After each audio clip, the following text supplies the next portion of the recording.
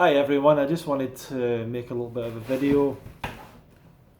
I got a response from someone recently, a question or a kind of a statement about how they were going through a lot of stuff in their life, so they weren't able to kind of go ahead with making changes to their diet at that time, or kind of investigate that. It wasn't necessarily they were going to change their diet, but they were learning about it.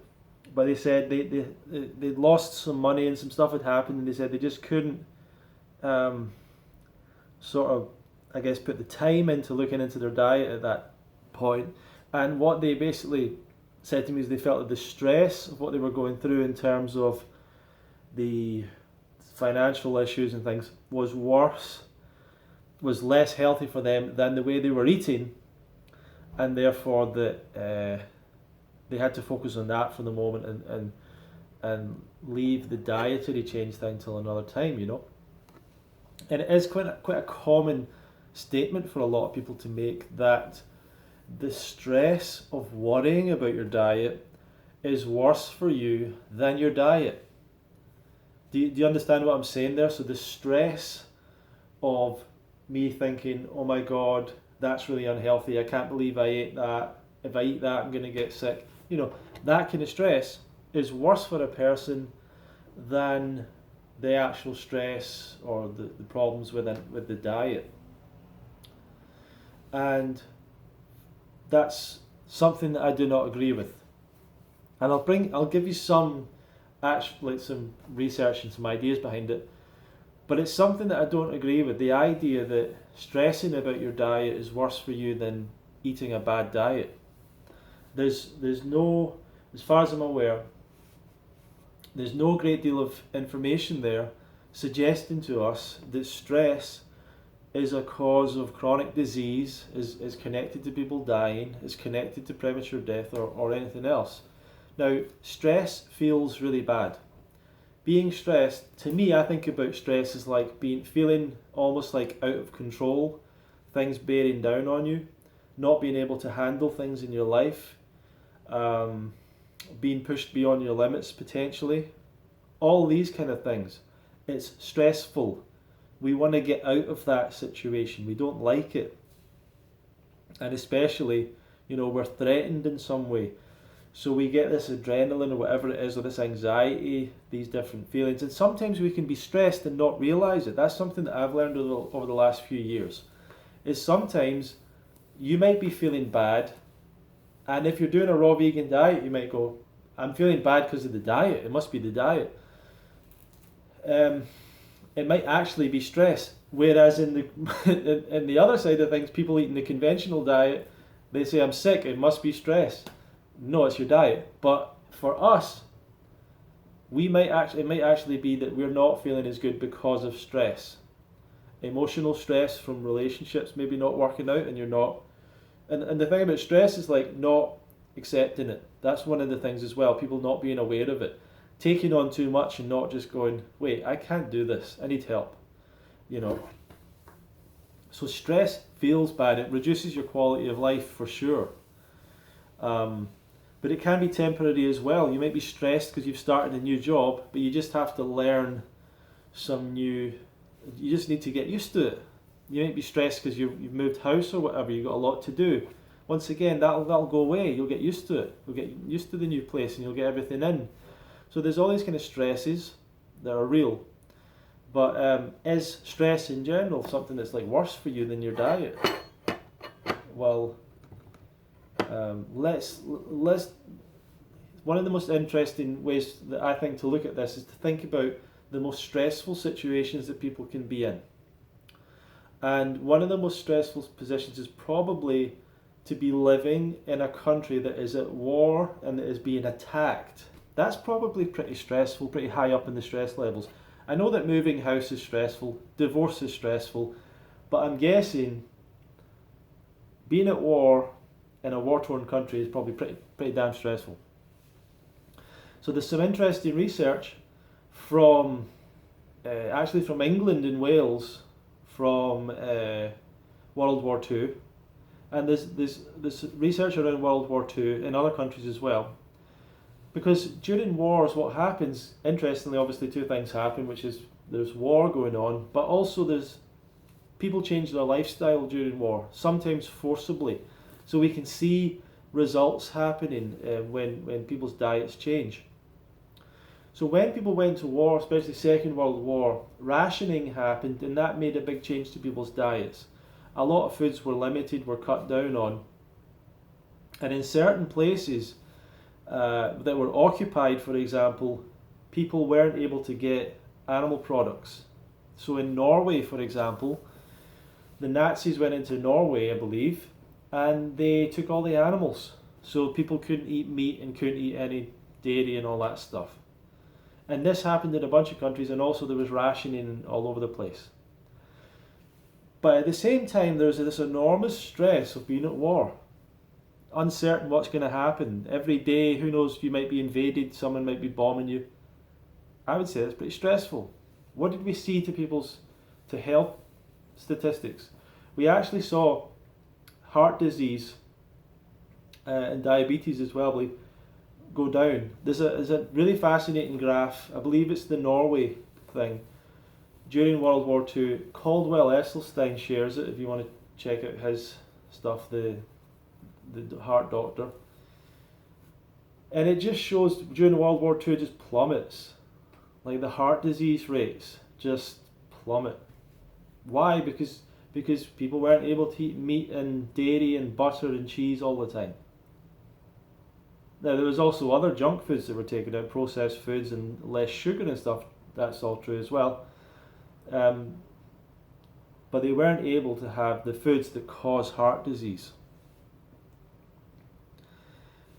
So even in a time of severe stress, heart disease rates dropped, whereas you would think they might go up. Diabetes rates dropped, you would think they might go up. But stress doesn't actually have that impact on people. Stress is your own hormones and chemicals of your own body. They're produced, that's the feeling that you're feeling. That doesn't cause disease. It doesn't cause cancer. Negative emotions, negative thinking. These things don't cause cancer. They might lead you to do other things that do cause it, but they don't cause these conditions. So stress is not a bigger deal. The idea of being stressed over your diet, no, what you're just saying is you're trying to change your diet, you've realised there's a little bit of work to it, takes a little bit of time to get used to, it's difficult, and you're just going to give it up because you think, well, I'm getting stressed and there's no, like if your tolerance for stress is that low that you can't deal with maybe making a little bit of a diet change, you just don't have a chance of living a healthier life.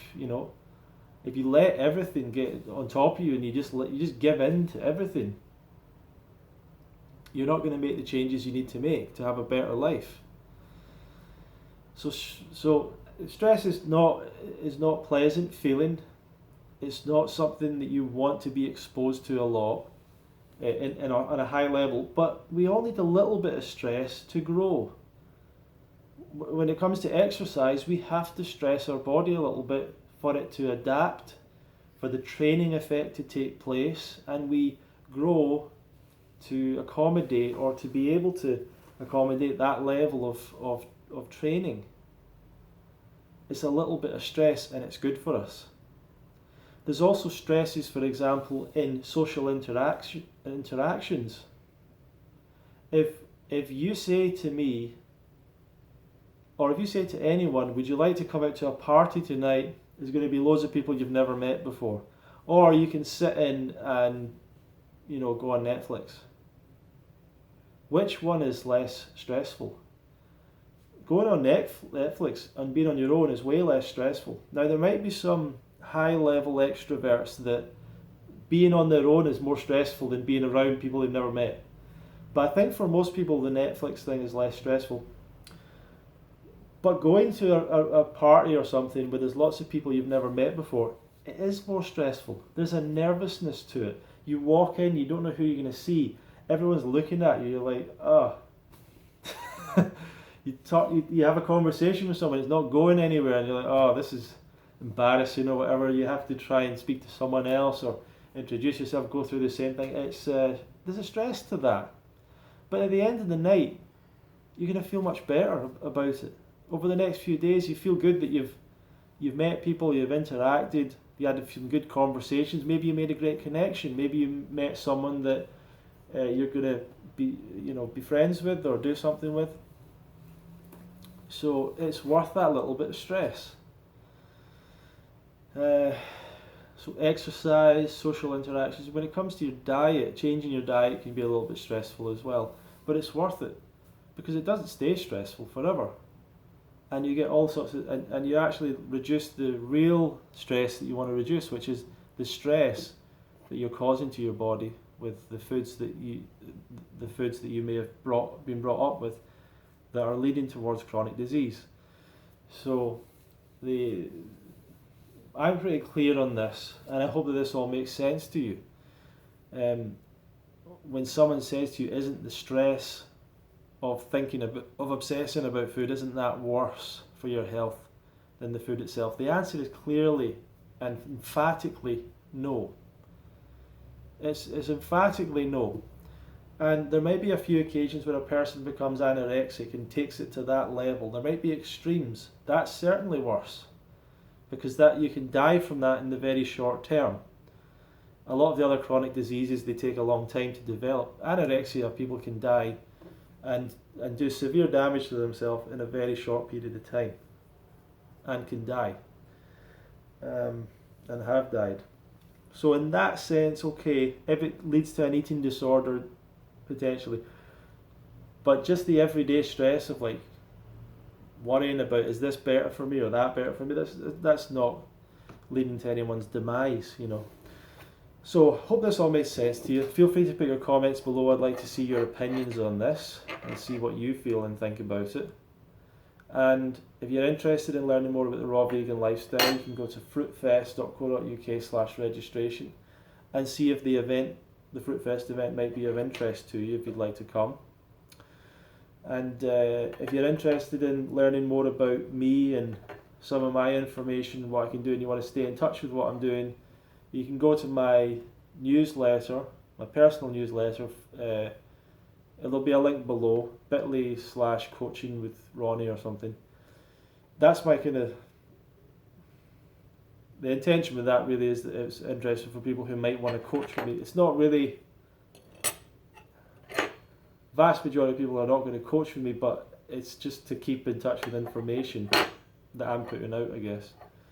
So for most people, coaching is not right, and I'd be very clear on that with you.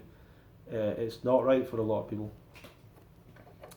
But it's really just anything that I'm doing. There's a list there, you can get some more free information from me. So check that out. Thank you for watching. Feel free to subscribe, share this video with other people, and we'll see you in the next video.